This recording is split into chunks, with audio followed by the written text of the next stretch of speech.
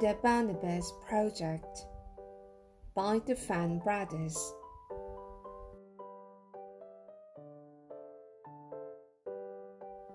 The Barnabus Project by Terry, Eric, and Devin Fan. Barnabus lived in a secret lab. He was half mouse and half elephant, and he had lived in a lab as long as he could remember. The lab was hidden beneath a perfect path on a perfectly ordinary street. It was deep underground where no one would ever find it. The lab was where they made the perfect path, except Barnabas wasn't quite perfect. He had been put in a part of the lab called Failed Projects. His home was rather small, but that just meant it was easier to keep tidy. The green rabbit suits always fed Barnabas his favorite food, which was cheese and peanuts. And yet, he sometimes wondered about the world outside of his little bell jar. It was Pip the cockroach who told them stories about the world above. Stories about a sparkling silver lake, green trees and mountains that reached all the way to the sky, lit with their own stars. Maybe someday I'll sit on the grass and look at the stars, said Barnabas, and when he closed his eyes, he almost could. Impossible, said Pip. Nothing is impossible, said Barnabas, but secretly he worried his friend might be right. At the moment, the green rabbits came in. They turned on the lights and checked its bell jar one by one. They made strange noises to each other. They peered and they poked. They picked and they prodded.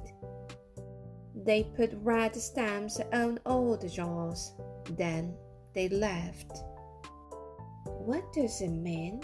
Said Barnabas, looking up at the strange red stamp. It means you're going to be recycled, said Pip. That's what happens to all failed projects. You'll be fluffier afterwards, offered Pip kindly. And you'll be cuter, and your eyes will probably be bigger.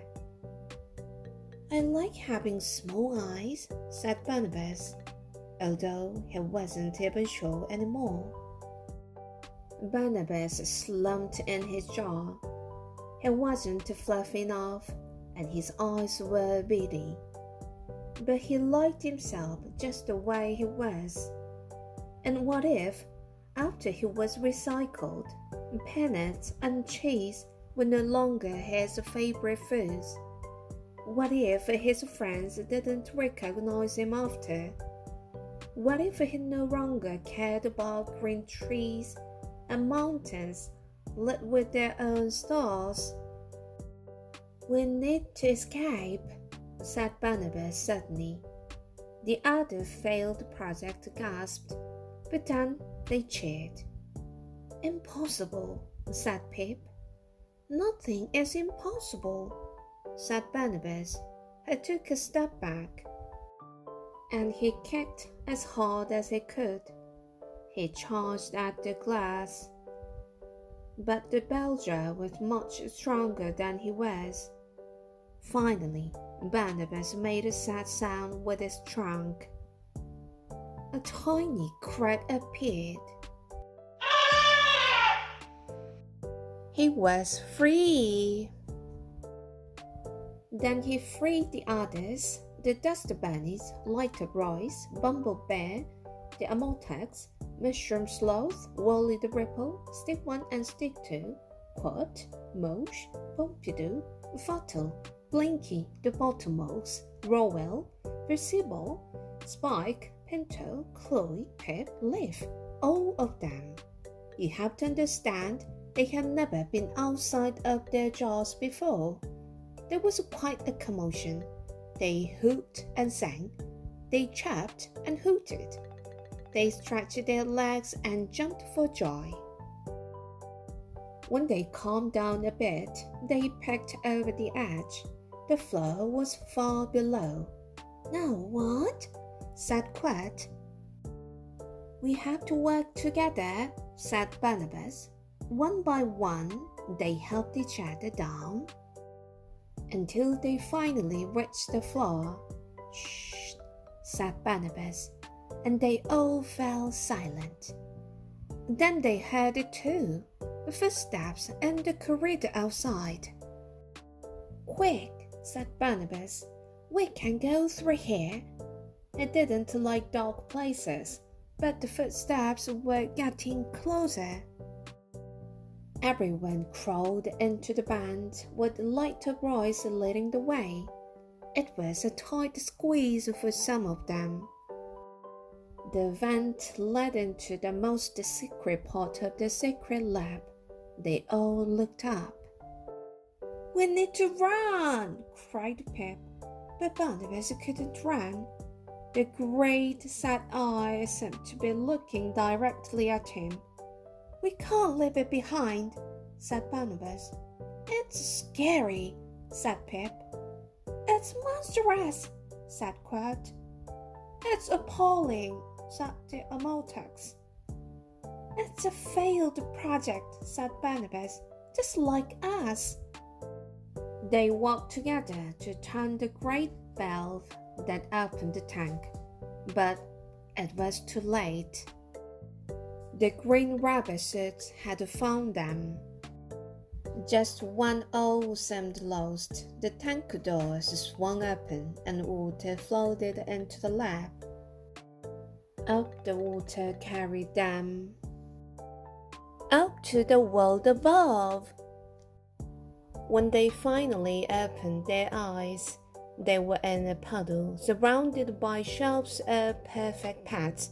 Everyone ran towards the exit. Barnabus stopped.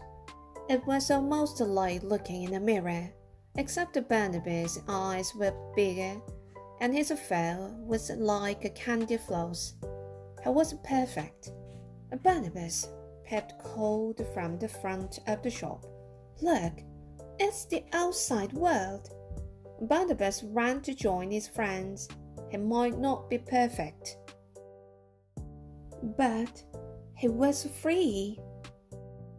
The world was much bigger than Barnabas and his friends ever could have imagined.